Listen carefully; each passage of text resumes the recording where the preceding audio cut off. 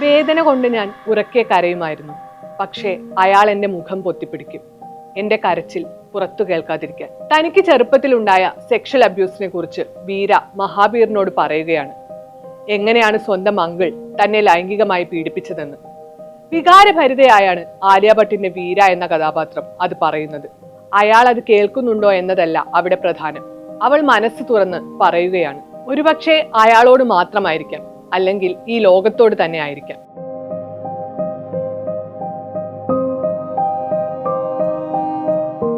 വീരയെ സിനിമയുടെ തുടക്കത്തിൽ കാണുമ്പോൾ അവൾക്കൊട്ടും സ്വാതന്ത്ര്യമില്ല. ധനികനായ ഒരു ഇൻഡസ്ട്രിയലിസ്റ്റിന്റെ മകളായിരുന്നിട്ടും വീര ജീവിതത്തിൽ ഒരിക്കലും സ്വാതന്ത്ര്യം എന്താണെന്ന് അറിഞ്ഞിട്ടില്ല. അതുകൊണ്ട് തന്നെയാണ് കല്യാണ ഒരുക്കങ്ങളാൽ സഫക്കേറ്റഡ് ആയി രാത്രി വീട്ടിൽ നിന്നും പുറത്തിറങ്ങാൻ അവൾ ആഗ്രഹിക്കുന്നത്. താൻ വിവാഹം കഴിക്കാൻ പോകുന്ന ആളെ വിളിച്ച് ഇരുവരും ഒരുമിച്ച് രാത്രി ഒരു ഡ്രൈവിന് പോകുന്നു. വിനയ്ക്ക് പേടിയുണ്ട്, കാരണം അവൻ അവന്റെ കംഫർട്ട് സോണിൽ നിന്നും പുറത്താണ്. പക്ഷെ വീര തനിക്ക് കുറച്ച് സമയത്തേക്കെങ്കിലും കിട്ടിയ സ്വാതന്ത്ര്യം ആസ്വദിക്കുകയാണ്. അതുകൊണ്ടാണ് അവൾ ആ പെട്രോൾ പമ്പിൽ എത്തിയപ്പോൾ പുറത്തിറങ്ങിയത്. എന്നാൽ പെട്രോൾ പമ്പ് കൊള്ളയടിക്കാൻ വന്നവർ വീരയെയും തട്ടിക്കൊണ്ടു പോവുകയാണ് ചെയ്യുന്നത്.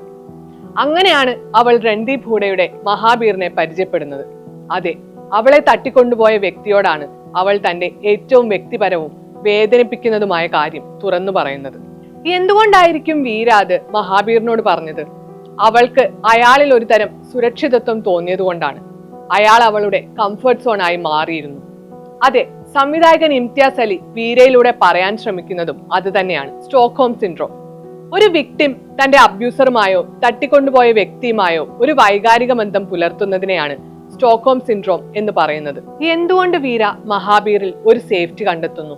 അതിന് കാരണം അവളുടെ കുട്ടിക്കാലത്തെ ട്രോമകൾ തന്നെയാണ്. ധനികനായ അച്ഛനും വലിയ കുടുംബവും ഉണ്ടായിട്ടും അവളെ കേൾക്കാനോ അറിയാനോ ആരും ഉണ്ടായിട്ടില്ല. അപ്പോൾ ആദ്യമായി അവളെ ഒരാൾ കേൾക്കുമ്പോൾ, അവൾ ആഗ്രഹിച്ച പോലെ സ്നേഹം പ്രകടിപ്പിക്കുമ്പോൾ അയാൾ ഒരു ക്രിമിനൽ ആണെന്ന കാര്യം അവൾ മറന്നു പോവുകയാണ്. സിനിമയിൽ വീര തന്നെ അത്ഭുതപ്പെട്ടു പോകുന്ന സന്ദർഭങ്ങളുണ്ട്. അവളെ തട്ടിക്കൊണ്ടു പോയപ്പോഴാണ് അവൾ സ്വാതന്ത്ര്യം എന്താണെന്ന് യഥാർത്ഥത്തിൽ അറിയുന്നത്. അത് അവൾ വേണ്ടുവോളം ആസ്വദിക്കുന്നുമുണ്ട്. വീരയ്ക്ക് ജീവിതത്തിൽ വലിയ ആഗ്രഹങ്ങളൊന്നുമില്ല. ഒരു മലയുടെ മുകളിൽ ഒരു വീട്, ആ വീട്ടിൽ അവൾക്ക് ഭക്ഷണം ഉണ്ടാക്കണം, വീട് വൃത്തിയാക്കണം. ഇതെല്ലാമാണ് വീരയുടെ ആഗ്രഹങ്ങൾ. ആ ആഗ്രഹം അവൾ ആദ്യം തന്നെ വിവാഹം കഴിക്കാൻ പോകുന്ന വിനയിയോട് പറയുന്നുണ്ട്. പക്ഷേ അവൻ അതിനെ കാര്യമാക്കി എടുക്കുന്നില്ല. എന്നാൽ സിനിമയിൽ അവൾ ആഗ്രഹിച്ച കാര്യം അവൾ മഹാബീറിനോടൊപ്പം നടത്തുന്നുണ്ട്. എന്നാൽ ആ സന്തോഷത്തിന് അധിക സമയം ആയുസ്സുണ്ടാകില്ല. അപ്പോഴേക്കും വീരയെ പോലീസുകാർ കണ്ടുപിടിക്കുകയും മഹാബീറിനെ അവർ വെടിവെച്ച് കൊല്ലുകയും ചെയ്യും. വീരയെ സംബന്ധിച്ച് ജീവിതത്തിൽ ആദ്യമായാണ് അവൾക്ക് അത്രയും സ്വാതന്ത്ര്യവും സന്തോഷവും ലഭിക്കുന്നത്. എന്നാൽ അതും അവർ അവളിൽ നിന്ന് പറിച്ചെടുത്തു കളഞ്ഞു. സിനിമയിലുടനീളം വീരയും മഹാബീറുമായുള്ള ബന്ധം സംവിധായകൻ കാണിക്കുന്നത് വളരെ ബ്യൂട്ടിഫുൾ ആയാണ്. അവർ തമ്മിൽ പ്രണയമല്ല, ഒരു തരം ഡിപ്പെൻഡൻസിയാണ്. രണ്ടുപേർക്കും പരസ്പരം ആവശ്യമുണ്ട്. വീര മഹാബീറിനോട് പറയുന്നുണ്ട്, എനിക്ക് നിന്നെ വിവാഹം കഴിക്കണമെന്നോ നിന്റെ കുട്ടികൾക്ക് ജന്മം നൽകണമെന്നോ ഇല്ലെന്ന്. എനിക്ക് നിനക്കൊപ്പം സ്വാതന്ത്ര്യം അനുഭവിക്കുകയാണ് വേണ്ടതെന്ന്. ഉള്ളിൽ വേദന ഒതുക്കി ജീവിക്കുന്ന രണ്ട് വ്യക്തികളാണ് മഹാബീറും വീരയും. അവർ തമ്മിലുള്ള സ്നേഹത്തിനും ബന്ധത്തിനും അതും ഒരു കാരണമാണ്. ഒരമ്മയ്ക്ക് മകനോട് തോന്നുന്ന തരത്തിലുള്ള സ്നേഹമാണ് വീരയ്ക്ക് മഹാബീറിനോടുള്ളത്. അവൻ ഉറങ്ങുമ്പോൾ തലോടുകയും താരാട്ട് മൂളുകയും ചെയ്യുന്നു. മഹാബീർ എന്നോ ഉപേക്ഷിച്ച അമ്മയായി മാറുകയാണ് വീര അവിടെ. അതുപോലെ തിരിച്ചൊരു അച്ഛന്റെ സ്നേഹമാണ് മഹാബീറിന് വീരയോടുള്ളത്. വീരയ്ക്ക് ഒരിക്കലും ലഭിക്കാതെ പോയ അച്ഛനായി മഹാബീർ മാറുന്നു. മഹാബീറിന്റെ മരണശേഷം വീട്ടിലേക്ക് തിരിച്ചു പോകുന്ന വീര ഒരു സന്ദർഭത്തിൽ തന്റെ കുടുംബത്തോട് തുറന്നു സംസാരിക്കുന്ന രംഗമുണ്ട്.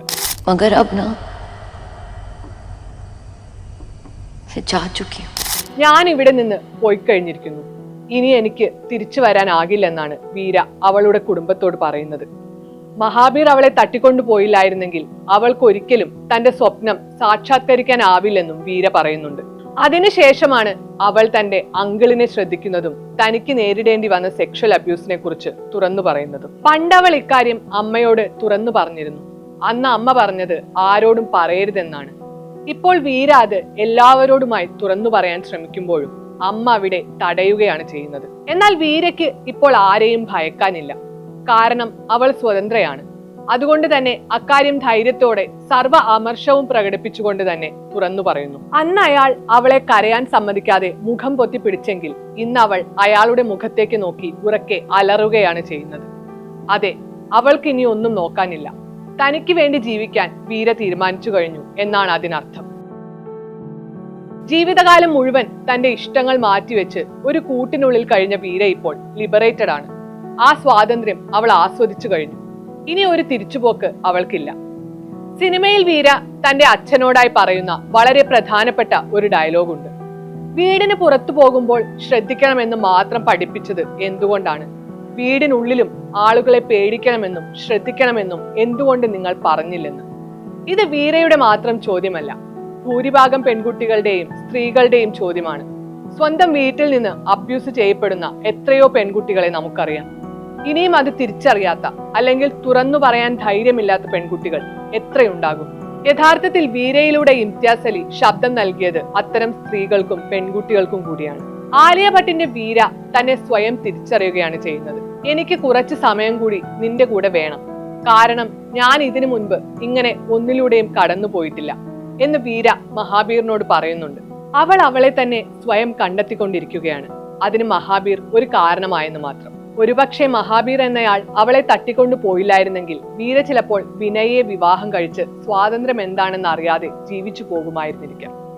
എന്നാൽ ജീവിതം അവൾക്കായി കാത്തുവെച്ചത് മറ്റൊന്നായിരുന്നു.